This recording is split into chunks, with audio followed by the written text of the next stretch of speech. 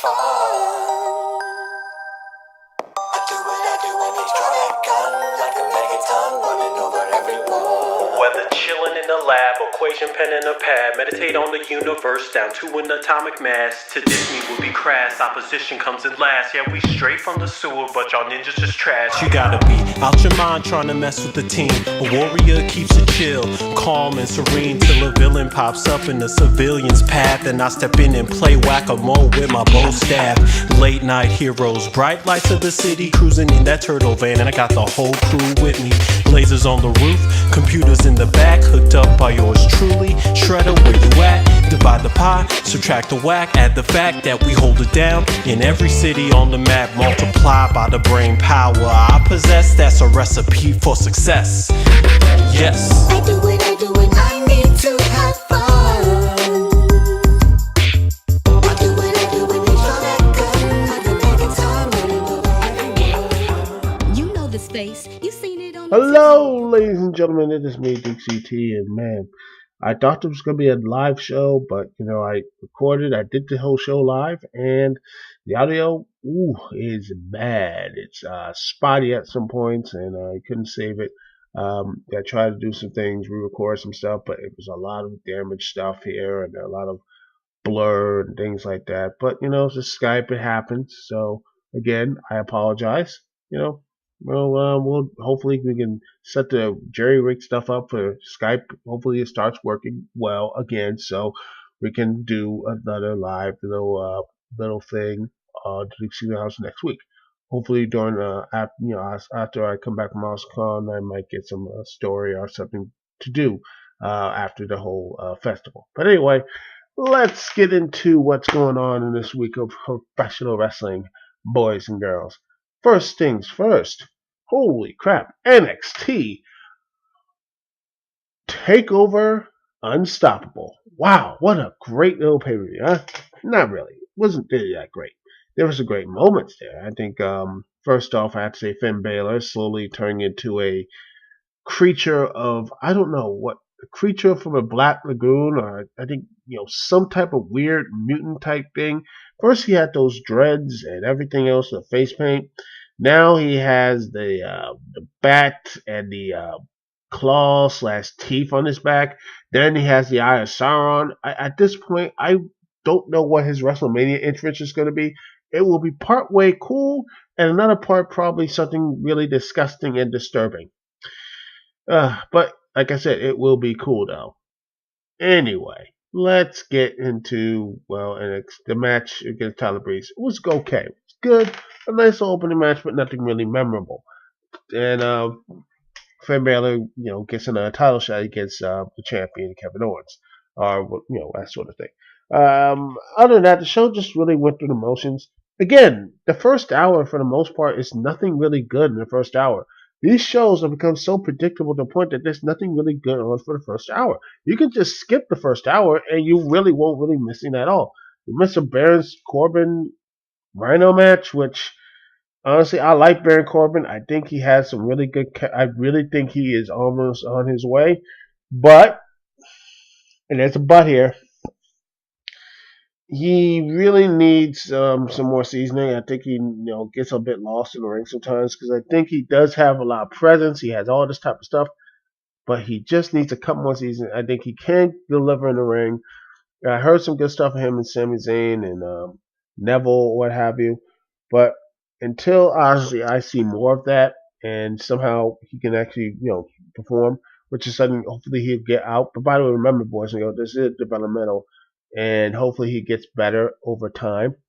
And I think Corbin is getting better and better. So I do think he has the presence check. He does have everything else looked at. I think I like the lone wolf aspect and the new heelish thing he's going for his character. Moving on, you have next is the tag match, the tag team title match of if I'm skipping the matches, I don't really care. Like I said, the first hour is actually skippable. The tag team title match, you have Big Cass and Enzo Amore. I honestly thought those two would win. Seriously, these two guys are actually, the crowd loves them. I mean, they love them. They love these guys. and they love him. So why not reward that type of stuff? And you have the generic dubstep team, which I know they have a name. The tag team has a name, but I don't care. They're the GT, they're the GTD, generic dubstep team, and I want this to be going. If you want to use it, go right ahead. That's a nice little name. Put that in there. But overall, I really did not care. I did not care for this match. They had some moments, but I just didn't really. Alexa Bliss comes in, screws it up. I don't really care. This match is just bleh. Yeah, bleh. That's what it is for the most part. Okay, other stuff. Oh, another interesting thing that just happened is the female wrestler, the really, really, really good um, women's match, which I actually love saying that in every NXT Takeover event, there's also a very good women's match. There's also a good one, and always for the past ones, there were great. Rival, the Fatal 4-Way. You had the great one between Sasha Banks and Charlotte on NXT. The last one before Rival. Um, just the women's matches in NXT are just a higher tier.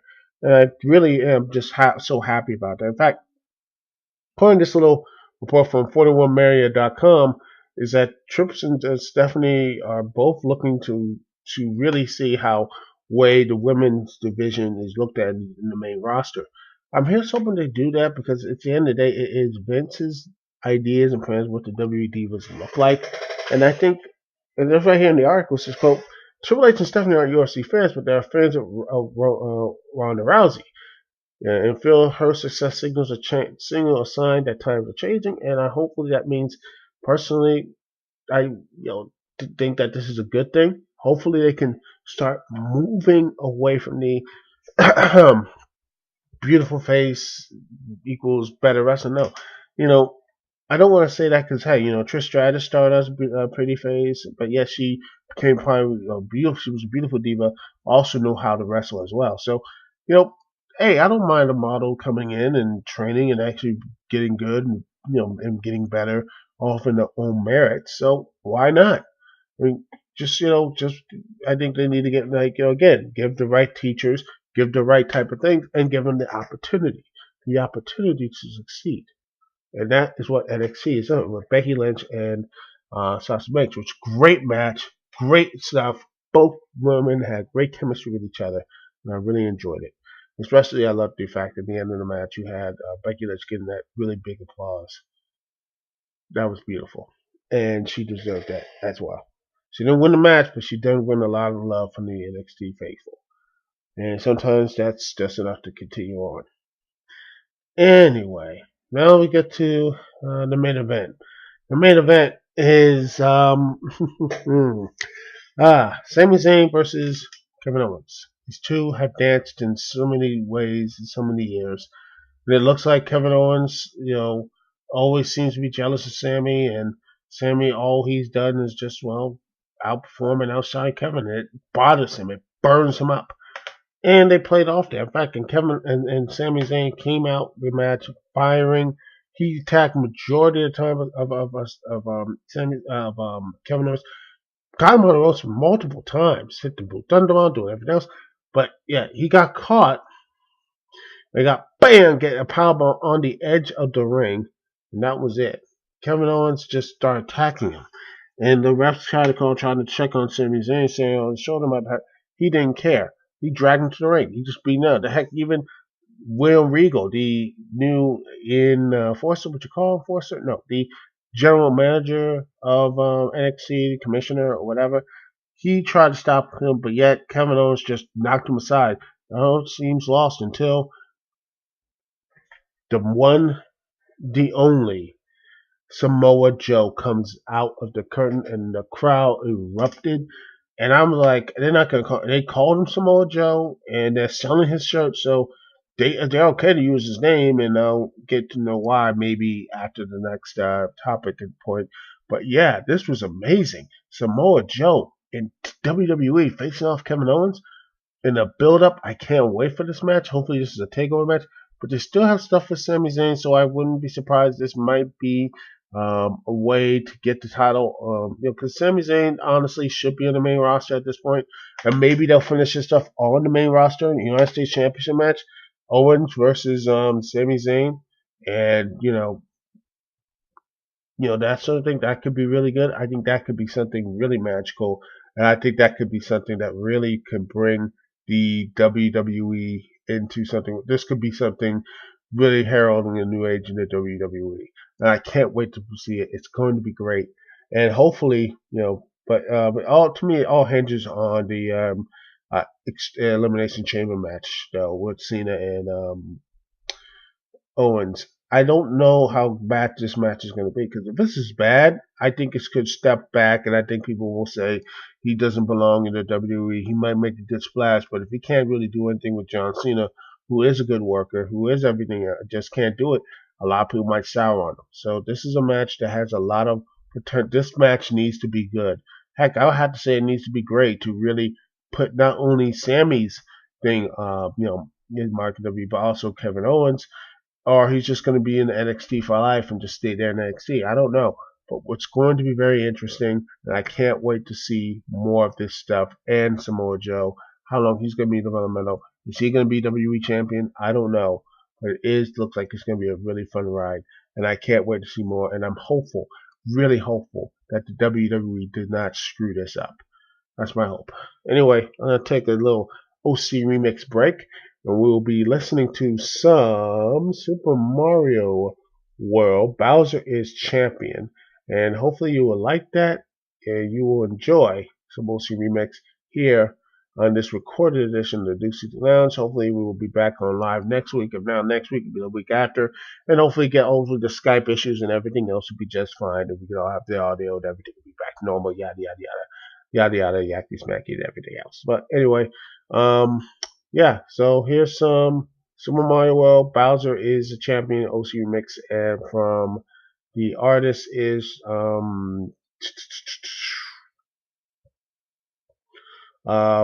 BMX Music. Hopefully you enjoy this. This is live. It's not really live. It's being recorded here on my Sony Vegas. No, my Sony Vegas, not Audacity. Yeah, I use Sony Vegas. Anyway, yeah, hopefully you like the song. We'll be right back here live on the Dukect Lounge. We'll be right back right after this.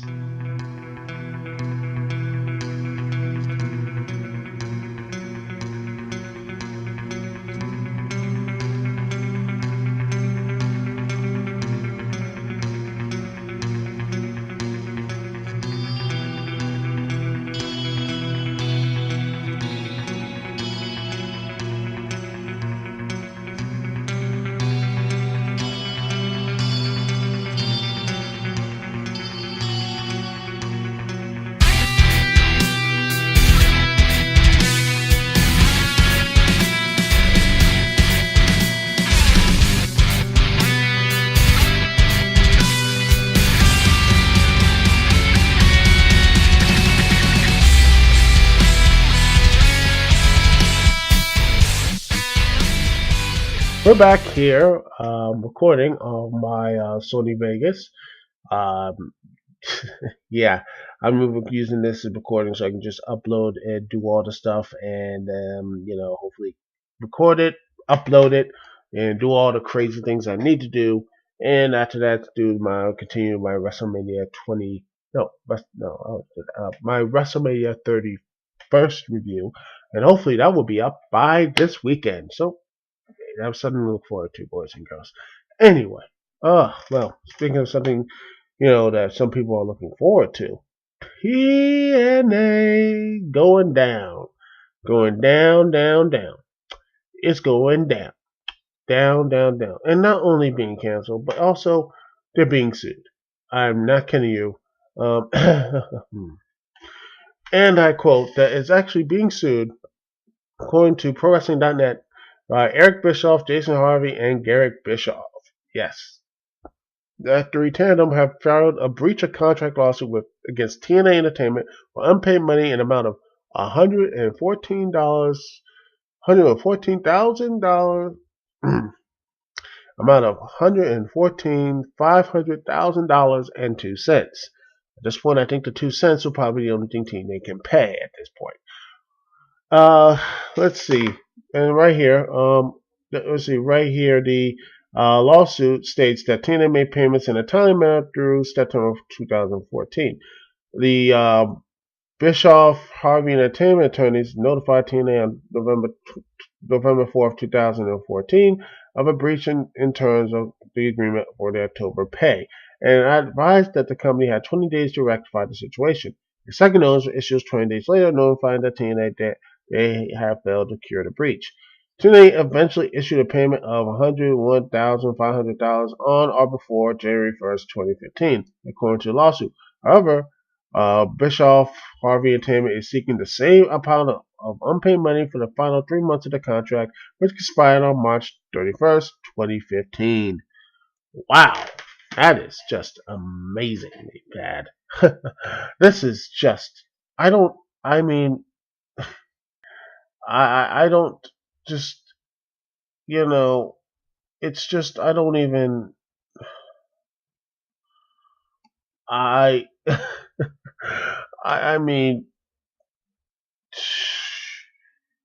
this company, and this company, I don't even, I can't even, this company, they can't even make their payments and everything else.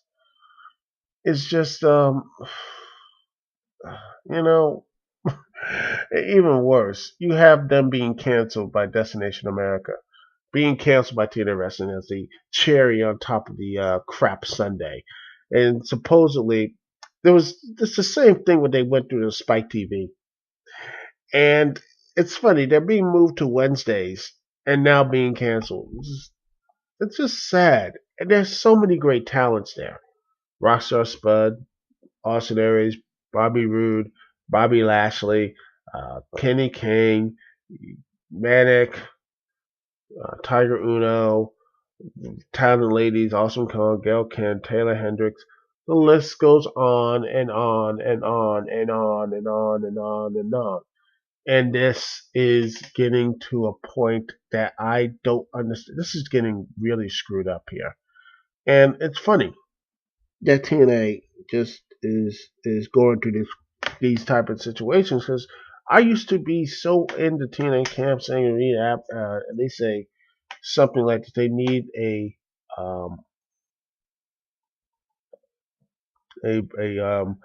they need TNA need that WWE World Wrestling needs it. But you know what?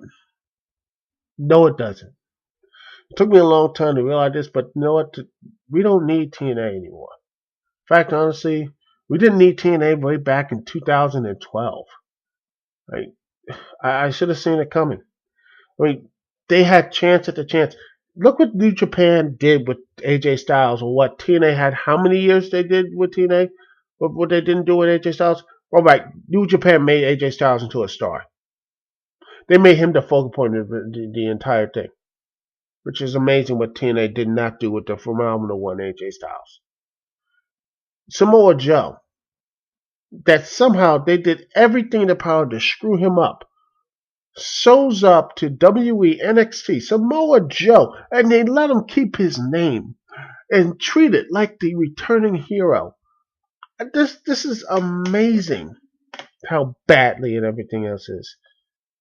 And they don't know what they're doing, and more often than not, that's the frustration. And honestly, guys, again, like EC3,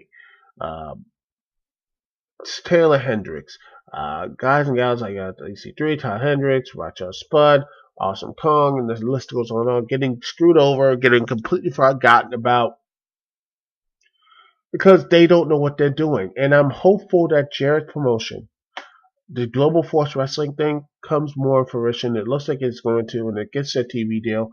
Here's hoping that A, I can get it and watch it, and B, I can actually see hopefully that Jarrett actually figures out what he did wrong, and actually start they got some good wrestling matches. You got JR and Dick Sport. JR likes to be interested in it, and then you have Jim Cornette. Right, literally, Jim Cornette may be behind the times, but at least he has those things. At least make some sense. and it's a lot better than what who is running the gamut of what TNA, Dixie Carter and Vince Russo and such. It's just this company, and even worse so that this is something I really talked about on the live show is that they did not really want to. It's funny because this is the last thing I really will defend TNA in is that even still the advertisers quote right here. The word initially was that while they were considered the ratings good, the ratings weren't good enough to justify the cost of the program. The other problem was that so many regular station advertisers specifically do not want to advertise on the show, which is something of a something like what the hell is going on? So you're telling me that TNA is Impact Wrestling is lower than say quote Ghost Asylum? The regular advertisers can look at say Barbecue Pit Masters, Ghost Asylum, Hillbilly Blood, and buying the Bayou, and say that's actually quality programming. But Impact Wrestling, that show is a bad thing. It's a horrible thing. Why? Seriously, why? I know the show could be bad and good, what have you, but really, you guys are gonna go and basically cut off one of their needs of one of the most biggest important stuff that makes your people want to go and watch your pathetic channel? It doesn't make any sense. The advertisers, like, they will look at this and say, Ghost Asylum, yeah. Hillbilly, but yes. Preview bit matches, yeah. Impact Wrestling,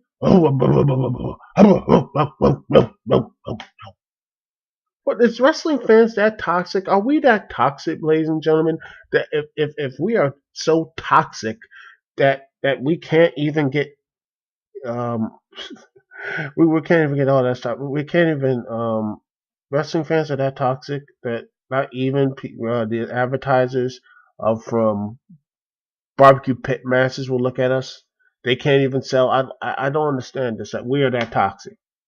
Is that rumor of basically that saying that Raw wrestling fans are losers who live in their parents' basement who have no money, even though that's blatantly untrue? And they sell out most events. No, that's continuing to be like they still have that damn idiotic mindset. I'm serious. What is going on with this? This makes no gosh darn sense.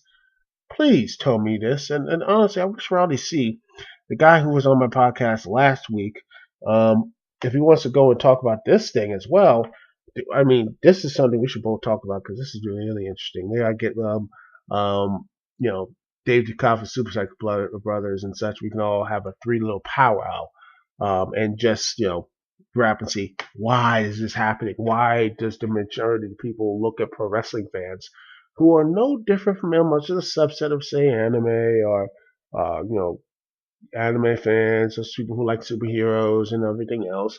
They are geeks and people, who like, they have, disposable income as well, who would like to spend money on the product and such. So are we still so much of a bad pariah? I mean, are we that bad? Are we that, you know, poison? Jeez, I want to know. But anyway, but it looks like one part of poison in the pro wrestling industry that is toning off up action is going to be flushed out by September. And hopefully by that time, GFW, Global Force Wrestling, will have a good network, will have some good roster, people on the rosters, and actually have good programming and continue on. And hopefully, Lucha Underground can get on Verizon Fios or get on Netflix or whatever, so I can start watching it in legal terms and everything else. Because I do watch it, matches and everything on Facebook and on YouTube, and I love it. And there are so much, just there's a lot of stuff to be excited about in the world of professional wrestling right now, and I cannot wait, and I can't not wait to see more of this. This is just going to be so much fun and a lot more interesting than what we are entailing right now. This is something that could be something really good, something that could really be something that again, this could be. I'm not saying this. Screw it. Might be a new boom period, and I'm not being ironic about it. maybe this all the stuff going on right now, we might have an actual boom period and actually have wrestlers actually being really good. Ring of Honor, we got Shikara, we got Lucha Underground, and hopefully, and WWE, and then GFW, and everything else seems to be something really good. So maybe, just maybe, wrestling won't be dead after all. Just maybe. Holding our hope, and that's the best thing. Yeah. And hopefully one day maybe advertisers will not treat us like garbage. That would be even better. But anyway, that's that's a topic for another time, and hopefully that that powwow might happen. Mm, if y'all want that to happen, just go out and email and bug them.